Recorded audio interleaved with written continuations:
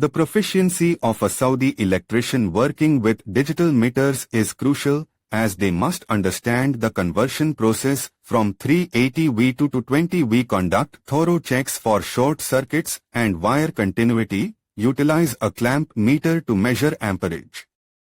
In regions like India, digital meters are prevalently employed in the electrical field, mandating that electricians possess the necessary skills to operate them proficiently and comprehend the associated formulas. Electricians must also test both DC and AC voltages to ensure proper functionality of electrical systems.